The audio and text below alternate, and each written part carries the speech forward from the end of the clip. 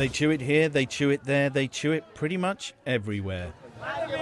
Yemeni studies show that up to 90% of men and 70% of women are daily users of khat.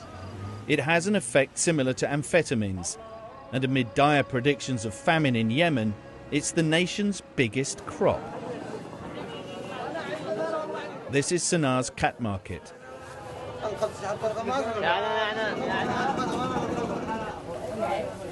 So 4,000, 10,000, 15,000, 25,000. That's $5 for the cheapest bag of khat. You could feed a family for a whole day for the price of your cheapest khat. Do you think that it makes sense for Yemen that has no food for everybody to be chewing? No. Doesn't make sense.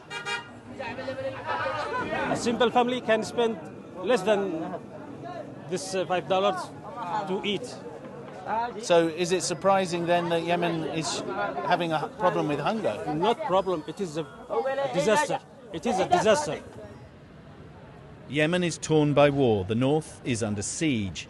12 million Yemenis will be fed by the UN's World Food Programme this year. Houthi rebel ministers are aware of the problem.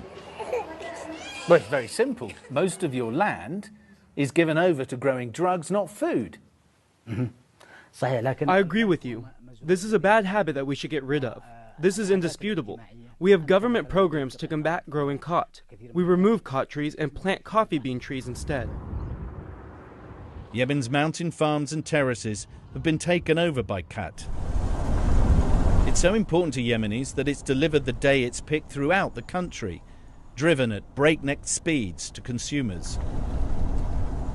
Up to a third of all agriculture is dedicated to the plant, which consumes a third of all water for farming. 25 years ago, this whole valley was planted with wheat, but the farmers say that that's just one crop a year. Now they get 4 crops a year from this narcotic, and in times of war, a cash crop is what really counts. We only make a profit from khat.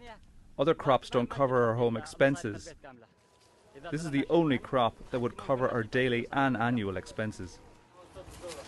Yemen's agriculture ministry estimates that Yemenis spend 12 billion a year on the drug. That's about 3 times the amount the UN says it needs in aid for Yemen. These figures speak for themselves.